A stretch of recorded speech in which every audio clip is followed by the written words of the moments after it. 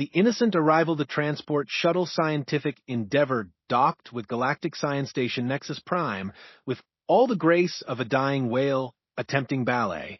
Dr. Zephyr Clix's 4 eyes rolled in synchronized irritation as he watched the primitive human vessel struggle with basic docking procedures that any civilized species mastered before achieving interplanetary flight. Honestly, he chittered to his research partner, Dr. Velkaranoff, whose translucent blue form rippled with academic superiority. The Galactic Science Council's decision to include these Earth creatures in our advanced research programs grows more baffling each cycle. What could a species that only discovered quantum mechanics 3 centuries ago possibly contribute to our work? Dr. Knopf's tentacles curled in amusement as she observed the docking procedure through the station's primary viewport. The Council's diversity initiative requires representation from at least 12 developing species. Humans, apparently qualified due to their recent achievements in faster-than-light travel, though I suspect their inclusion was more about political optics than actual scientific capability. Nexus Prime represented the pinnacle of galactic scientific achievement. Its crystalline spires housed laboratories where the greatest minds from 47 advanced civilizations collaborated on projects that would reshape the galaxy's understanding of physics, biology, and the fundamental nature of existence itself. The station's residents included beings who had unlocked the secrets of consciousness transfer, mastered dimensional manipulation, and developed technologies that could restructure matter at the quantum level. Into this temple of advanced learning stepped Dr. Maya Chen, a 26-year-old human xenobiologist whose credentials seemed almost insultingly modest compared to her alien colleagues. Her academic record showed degrees from institutions that most galactic citizens had never heard of, research papers published in journals with embarrassingly small circulation numbers, and experience working with species that barely qualified as sentient by core world standards. She emerged from the transport shuttle with a wheeled suitcase that appeared to be constructed from primitive synthetic materials, wearing clothing that seemed functional rather than fashionable, and carrying what looked like a paper notebook in an age when most civilizations had abandoned physical information storage millennia ago. Her most striking feature was her smile, a broad expression of apparent delight that seemed completely inappropriate for someone entering the galaxy's most prestigious research facility. Dr. Chun, I presume, Dr. Clix said, approaching with the sort of professional courtesy that advanced beings showed to interesting specimens. Welcome to Nexus Prime. I am Dr. Zephyr Clix, your assigned orientation supervisor. This is Dr. Velkaranoff, our senior xenobiological researcher.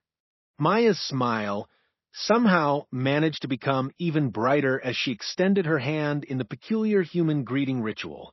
Dr. Clix, Dr. Knopf, thank you so much for this incredible opportunity. I cannot believe I'm actually here. The journey alone was absolutely fascinating. Your traffic control systems are remarkably sophisticated.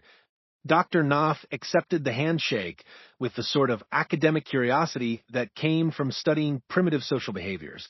The human's grip was surprisingly firm, though her skin temperature seemed elevated compared to most carbon-based species.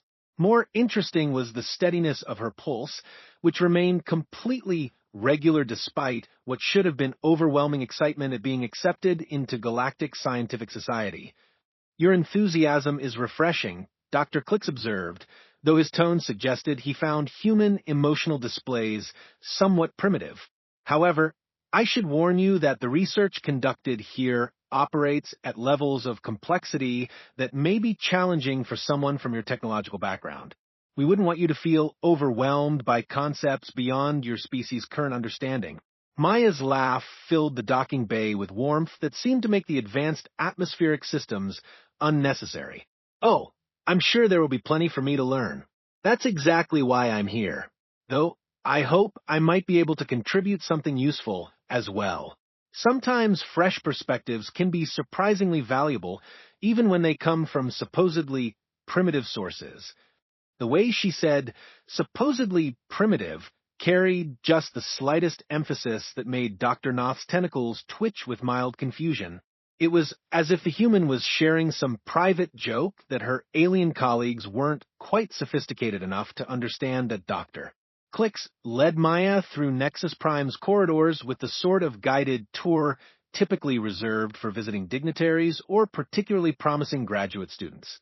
The station's architecture represented a masterpiece of cooperative design with environmental systems that could accommodate the needs of dozens of different species simultaneously. Gravity fields adjusted automatically for biological requirements, atmospheric composition shifted to optimize cognitive function for specific brain chemistries, and the lighting spectrum could be modified to match the visual preferences of beings whose eyes had evolved under different stellar conditions. Fascinating, Maya observed, making notes in her primitive paper notebook with what appeared to be an actual writing implement. Your environmental adaptation systems must require incredible computational power to manage so many variables simultaneously. The algorithms alone would be staggering. Dr. Nath's academic interest was piqued by the humans' unexpected technical insight. You have experience with environmental system design? Some. Maya replied with her characteristic smile. Earth has been developing closed-loop life support systems for our space exploration programs. Nothing as sophisticated as this, obviously, but we've learned to appreciate the complexity involved in keeping different types of beings comfortable in artificial environments. What Dr. Nath found intriguing was that Maya's notebook contained diagrams that seemed far more detailed than simple tourist observations. The human was documenting system layouts, noting junction points, and sketching what appeared to be network topologies with a level of technical accuracy that suggested either photographic memory or extensive prior knowledge of advanced engineering principles. The laboratory assignment ceremony took place in Nexus Prime's Central Auditorium, where representatives from various research departments presented their ongoing projects to new arrivals. Maya listened with apparent fascination as Dr. Clicks explained the station's primary mission, advancing galactic civilization through collaborative research that pushed the boundaries of known science. Our current projects include consciousness mapping in synthetic substrates, dimensional bridge construction for instantaneous transportation, and biological enhancement research that could extend lifespan indefinitely, Dr. Clicks explained.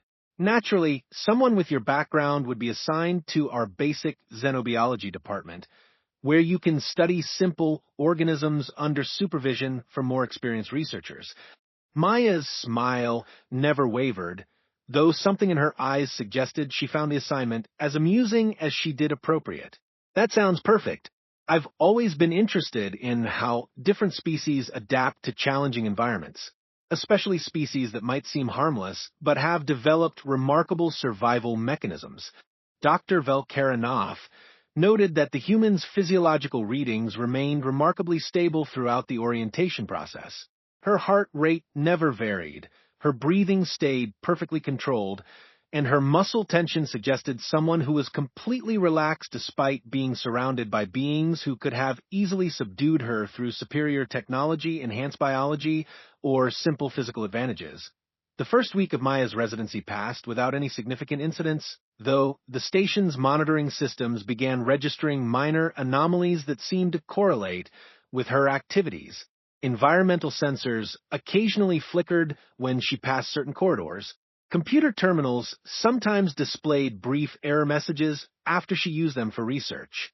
Security cameras experienced momentary static disturbances that maintenance technicians dismissed as normal system variations. Dr. Zephyr Clicks observed Maya's work with growing puzzlement as she demonstrated capabilities that seemed inconsistent with her supposedly primitive background. Her analysis of alien microorganisms revealed insights that had escaped researchers with centuries of experience. Her equipment, while appearing crude, somehow produced data with accuracy that rivaled the station's most advanced instruments. Remarkable intuition, he commented during her first weekly evaluation. You seem to grasp complex biological relationships almost instinctively. Your species must have more advanced pattern recognition capabilities than our initial assessment suggested. Maya looked up from her microscope with that perpetual smile that had become both endearing and slightly unsettling to her colleagues. Humans have always been good at adapting to new situations. We tend to notice things that others might overlook, especially when we're trying to understand potential threats. The way she said potential threats made Dr. Clix's scales ripple with discomfort, though he couldn't quite identify why. There was something in her tone that suggested she wasn't just talking about microorganisms. That by the end of her second week, Maya had become something of a curiosity among the station's research staff. Her cheerful demeanor never wavered. Her enthusiasm for learning remained constant, and her contributions to various projects consistently exceeded expectations. Yet there was something about her presence that made some of the more intuitive species feel vaguely uneasy. Doctor Thane Vortex, a crystalline being whose people had evolved from mineral-based life forms, found himself particularly disturbed by the human's proximity. His species communicated through harmonic resonance, and Maya's presence seemed to create interference patterns that made him feel as if he were standing near something that absorbed sound rather than reflecting it. There's something about the human that doesn't align with normal biological signatures, he confided to Dr. Knopf during a staff meeting. Her molecular composition appears standard for carbon-based life, but my harmonic senses detect structural anomalies that shouldn't be possible in naturally evolved organisms. Dr. Knopf's tentacles writhed with scientific curiosity. Interesting. I've noticed similar inconsistencies in her biochemical responses.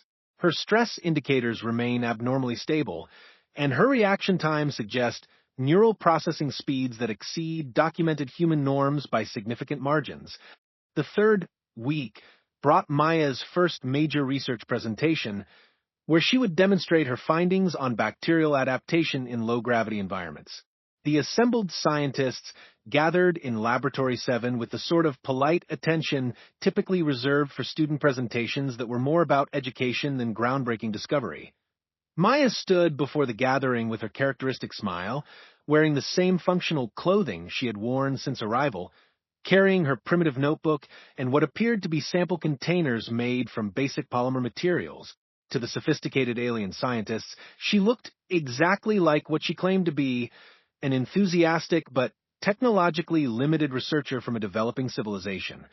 "Thank you all for this opportunity to share my work," she began, her voice carrying the same warm professionalism that had characterized all her interactions. "I've been studying how Earth bacteria adapt to microgravity conditions, and I think you'll find the results quite interesting." What followed was a presentation that systematically dismantled several fundamental assumptions about biological adaptation that had been accepted by galactic science for millennia. Maya's simple Earth bacteria had demonstrated capabilities that violated established theories about cellular behavior, genetic expression, and evolutionary adaptation rates. Dr. Clix's four eyes blinked in rapid succession as he tried to process data that suggested these primitive organisms had somehow achieved in weeks what should have required millions of years of evolutionary pressure. "Dr. Chun, these results seem unlikely. Are you certain your measurement techniques are accurate?" Maya's smile never changed, but something in her posture shifted almost imperceptibly. "I'm quite confident in my methods, though I understand why the results might seem surprising. Sometimes life finds ways to adapt that we don't expect, especially when survival is at stake." Dr. Velkaranoth's tentacles curled with growing suspicion as she examined Maya's data more closely. The bacterial samples showed genetic modifications that appeared to have been implemented through techniques that surpassed anything in the galactic scientific database. Yet, the human claimed these changes had occurred naturally through exposure to simple environmental stresses. "Dr. Chun," she said carefully, "these genetic alterations display patterns consistent with directed evolution rather than natural adaptation. The precision of these modifications would require technology that doesn't officially exist."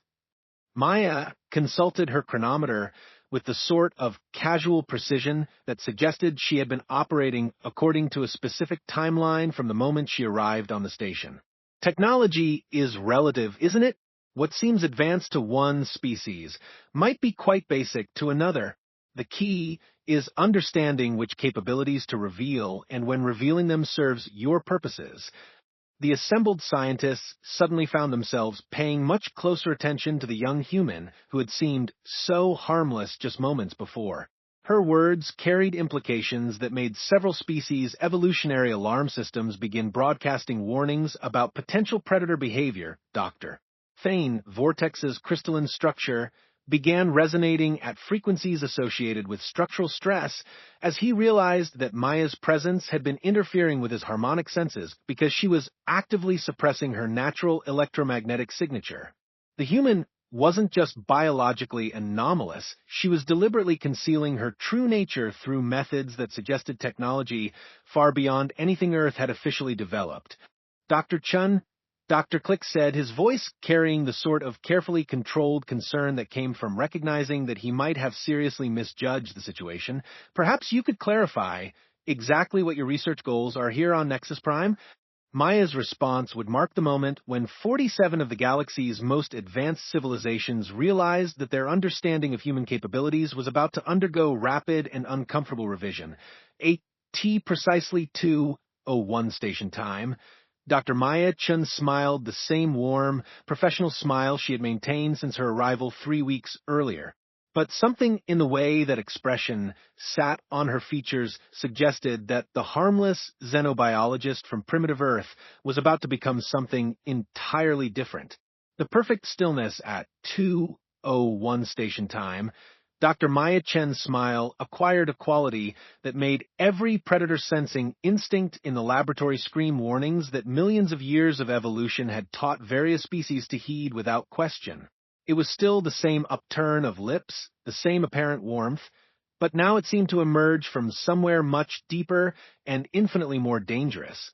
My research goals, she said, her voice maintaining the same cheerful professionalism that had characterized every interaction since her arrival, are exactly what they've always been. I'm here to study adaptation mechanisms in challenging environments. Dr. Zephyr Clicks felt his scales shift into patterns that his species hadn't displayed since they were prey animals hiding from apex predators in primordial swamps. Dr. Chun, I think there may be some confusion about the nature of your assignment here. Maya consulted her chronometer with the sort of precise attention that suggested she had been operating according to a detailed timeline from the moment she stepped aboard Nexus Prime. No confusion at all. Though I should clarify that my primary subjects aren't bacterial organisms. At 2:02, she made another note in her primitive paper notebook, though Dr. Velkaranoff noticed that her writing implement moved with mechanical precision that suggested either extensive training in data recording or cybernetic enhancement of motor functions. The symbols Maya inscribed appeared to be standard human script, but their arrangement followed patterns that looked suspiciously like advanced computational notation. The interesting thing about adaptation, Maya continued, addressing the assembled scientists with the same educational enthusiasm she had shown throughout her residency, is that it requires subjects to respond to environmental pressures they haven't encountered before. The most valuable data comes from observing how different species react when their fundamental assumptions about reality prove incorrect. Dr. Thane Vortex's crystalline structure began resonating at frequencies that his people associated with imminent geological catastrophe. His harmonic senses were detecting interference patterns that suggested Maya's presence was actively suppressing electromagnetic signatures throughout the laboratory. The human wasn't just concealing her own capabilities, she was somehow masking the activities of equipment that shouldn't have been able to function undetected in Nexus Prime's heavily monitored environment.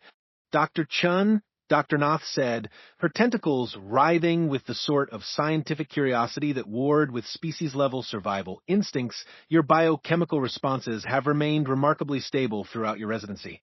Even now, discussing what appears to be a significant revelation, your stress indicators show no variation whatsoever. Maya's laugh carried the same warmth it had since her arrival, though now it seemed to come from someone who had been genuinely amused by the aliens' assumptions. Stress is really just a function of uncertainty, isn't it? When you know exactly what's going to happen, and when it's going to happen, there's no reason for your body to waste energy on unnecessary hormonal responses. At 2:03, she stood with fluid precision that suggested either extensive physical training or biological modifications that enhanced coordination beyond normal human parameters. Her movements, carried the controlled grace that marked the difference between someone who had learned to walk upright and someone who had been trained to move with maximum efficiency through potentially hostile environments. The assembled scientists suddenly found themselves cataloging exit routes and evaluating potential defensive options with the sort of primitive urgency that their supposedly advanced civilizations had spent millennia suppressing. Maya's presence had triggered responses that their various species hadn't needed since achieving sentience, yet somehow those ancient warnings seemed remarkably relevant to their current situation.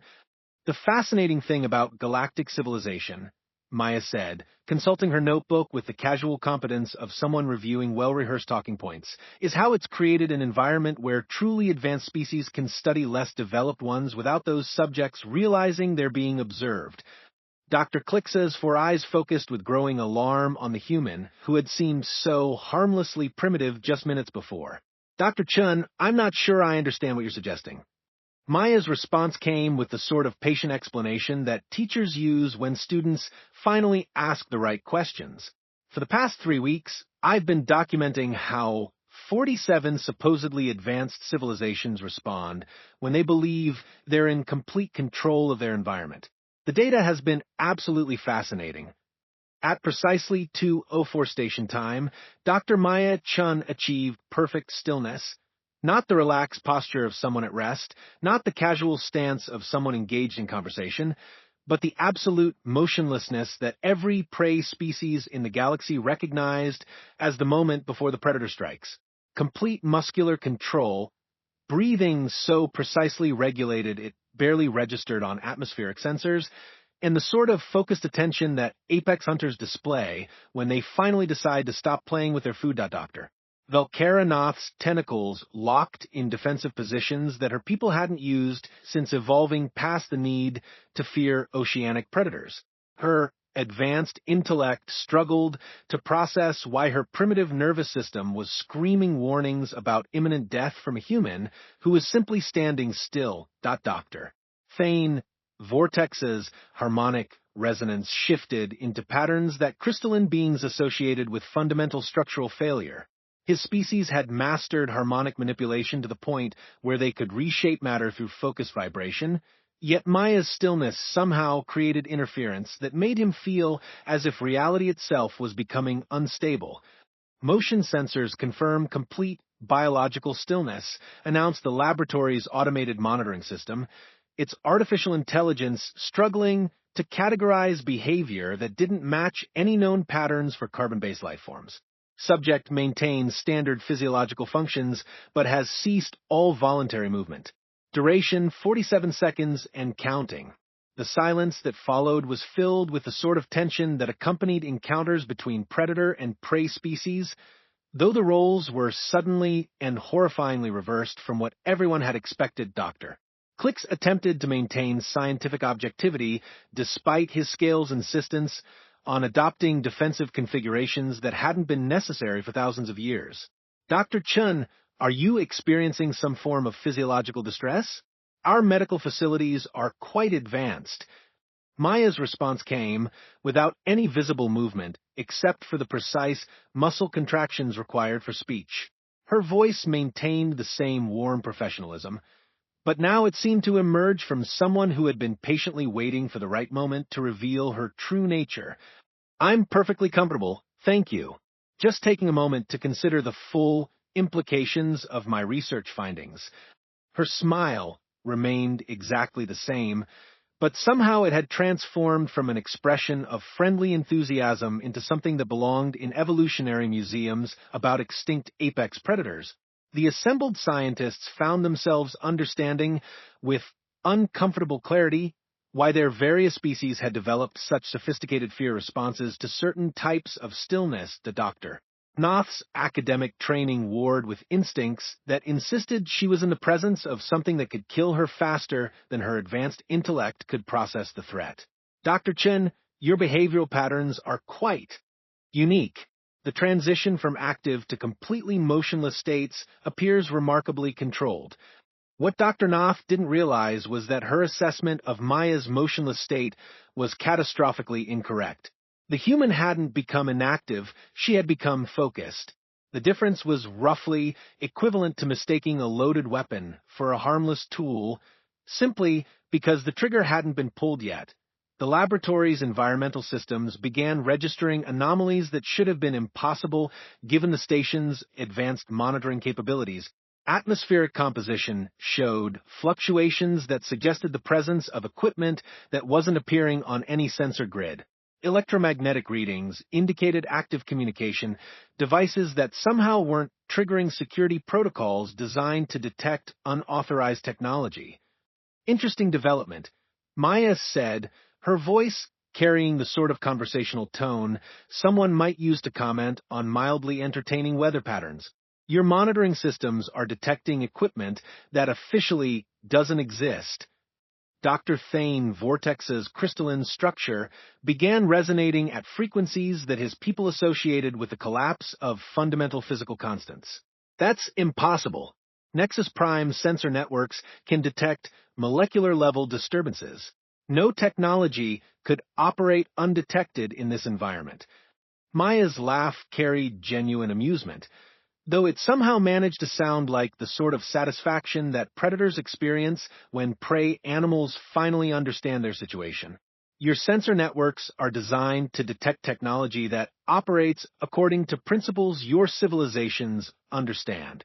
Earth learned a long time ago that the best way to study potentially hostile species is to develop capabilities they won't recognize as technology.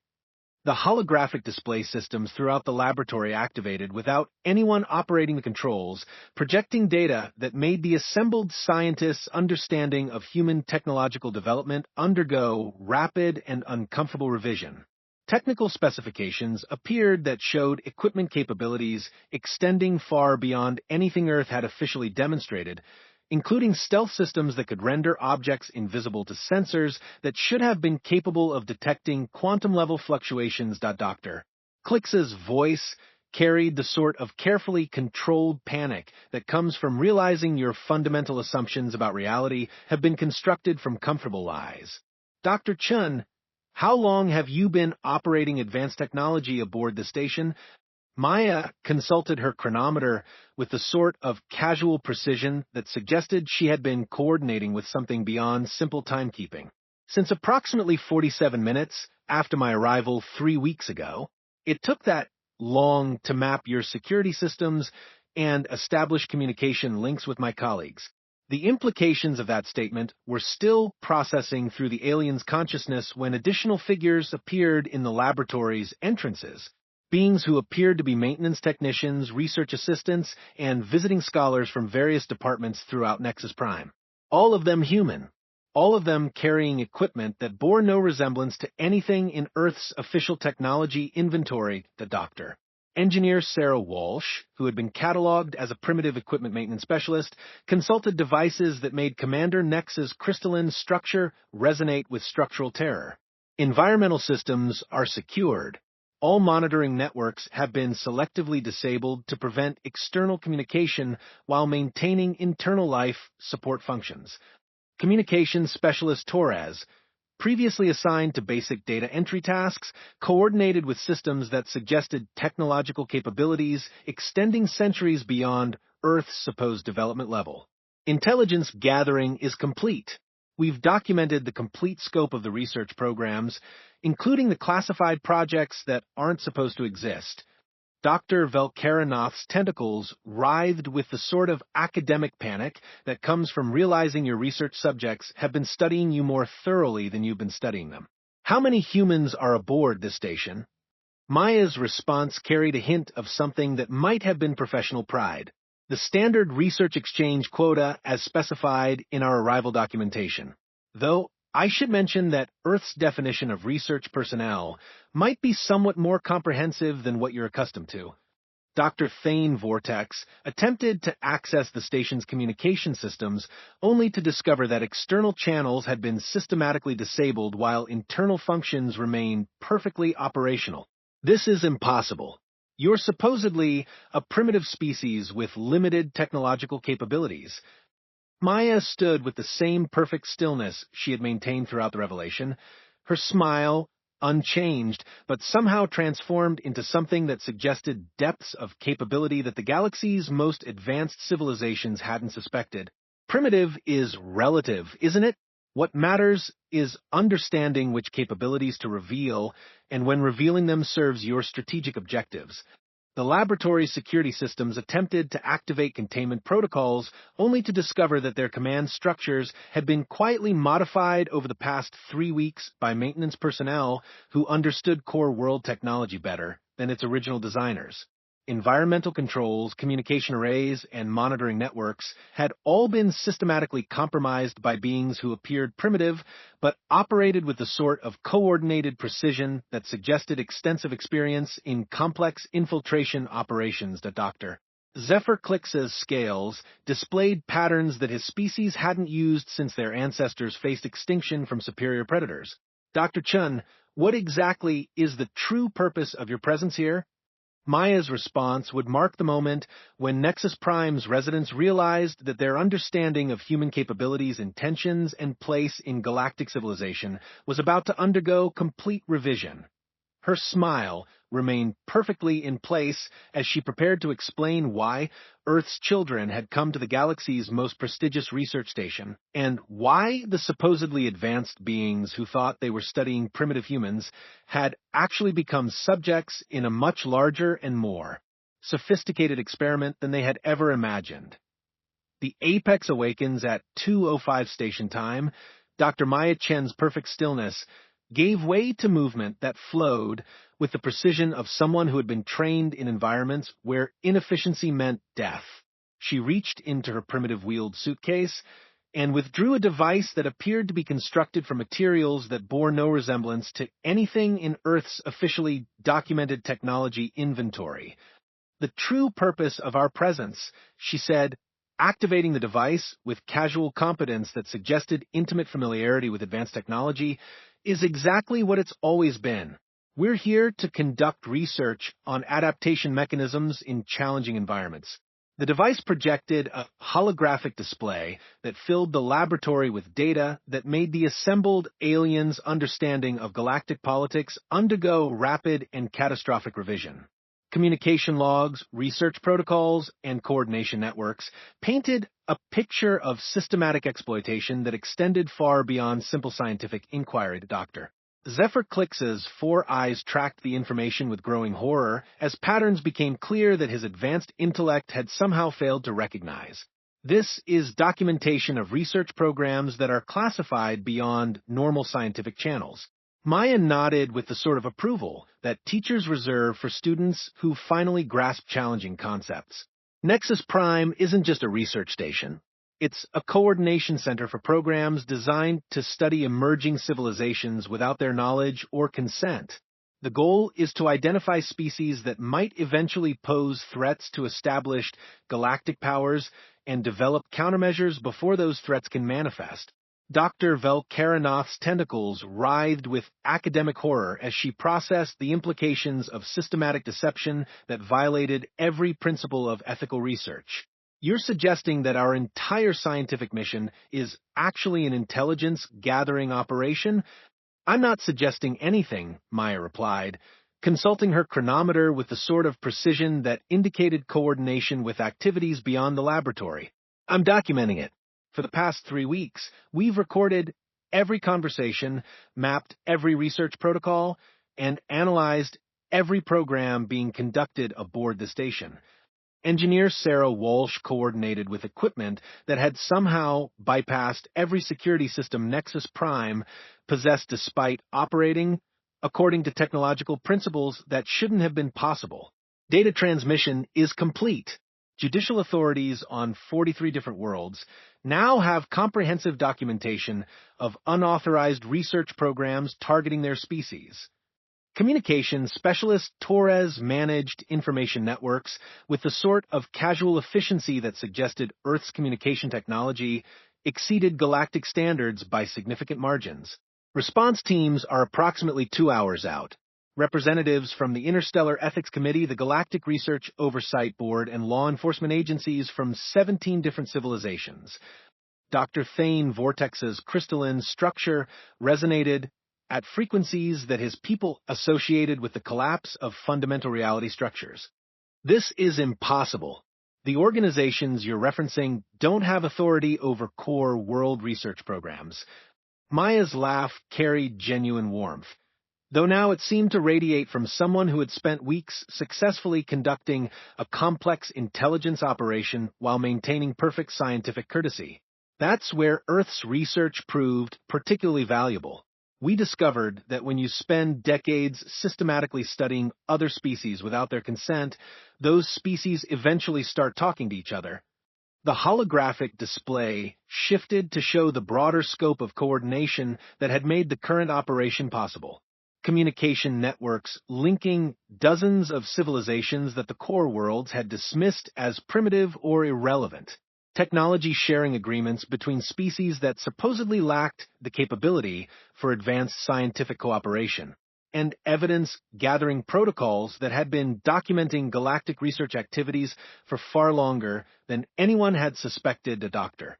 Clix attempted to access Nexus Prime's emergency communication systems, only to discover that external channels had been selectively disabled in ways that suggested intimate knowledge of the station's most classified operational procedures. "How long have you been monitoring our activities?" Maya gathered her documentation with the same efficient movements she had used throughout her residency, though now those actions seemed to follow protocols designed for concluding successful military operations. Long enough to understand that galactic civilization's scientific community operates according to principles that would be considered criminal if applied by less advanced species. The laboratory's main entrance admitted figures who definitely hadn't been there when the presentation began. Beings wearing the distinctive uniforms of organizations that core world scientists had always claimed were merely theoretical constructs with no real authority over legitimate research activities. Inspector Valerian Thorne of the Interstellar Ethics Committee entered with the sort of professional competence that suggested extensive experience in investigating scientific misconduct.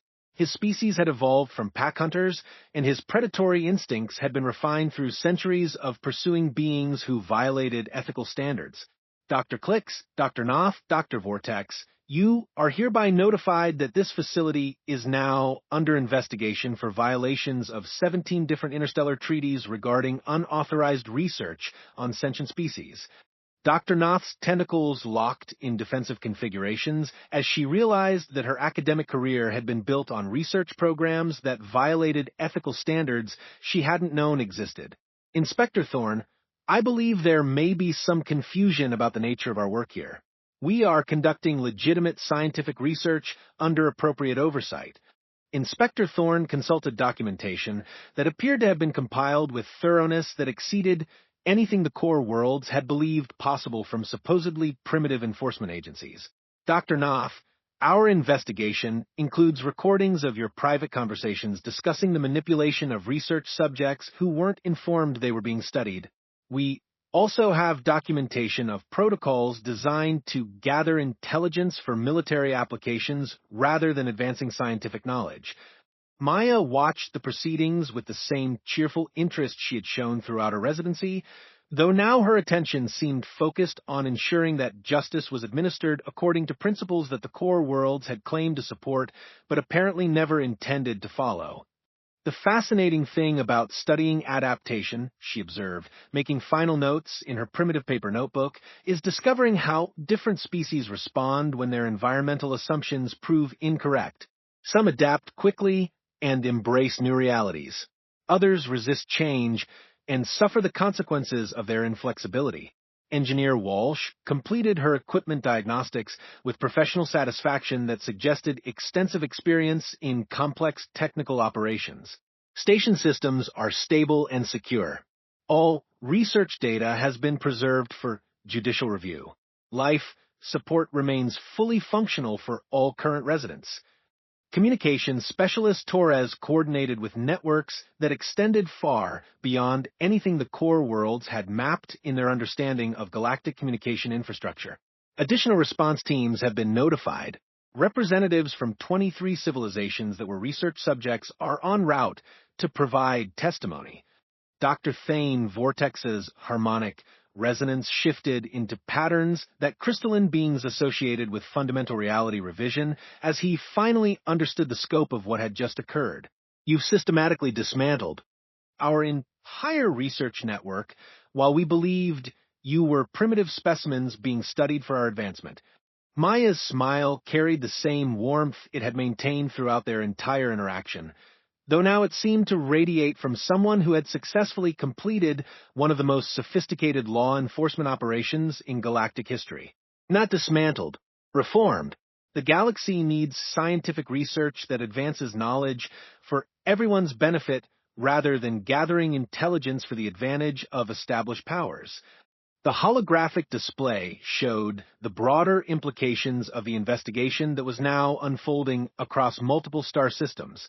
Research stations that had operated under the assumption of diplomatic immunity were discovering that their activities had been monitored by enforcement agencies they hadn't known existed. Communication networks that had seemed secure were proving vulnerable to beings they had dismissed as technologically inferior. And judicial systems that had been theoretical concepts were revealing themselves as functional organizations with real authority over criminal activities. Dr. Zephyr Clicks watched his academic world undergo complete restructuring as organizations he had never heard of assumed control of research programs he had believed were beyond outside interference. Dr. Chun, how many species have been involved in this operation?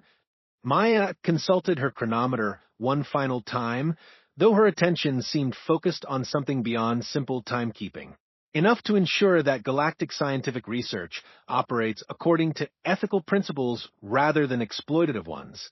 The galaxy contains far more advanced civilizations than your networks documented, and most of them have been quietly working together for longer than you've been conducting unauthorized research.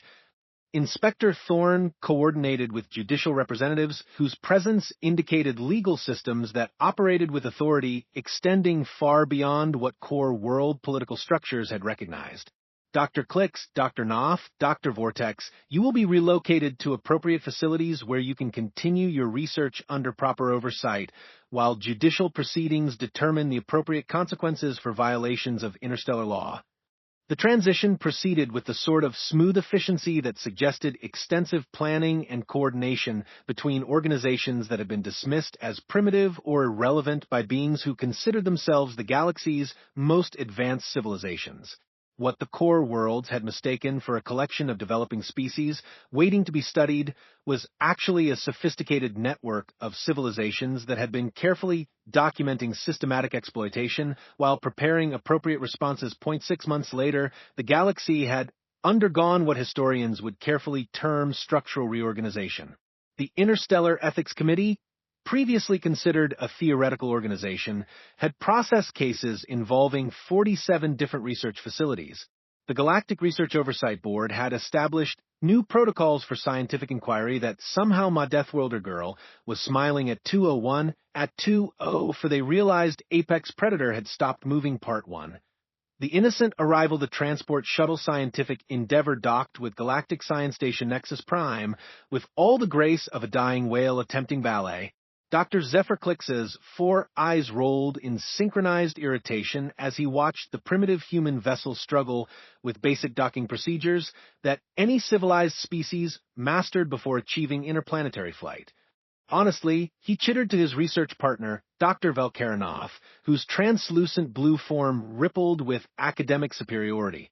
The Galactic Science Council's decision to include these Earth creatures in our advanced research programs grows more baffling each cycle.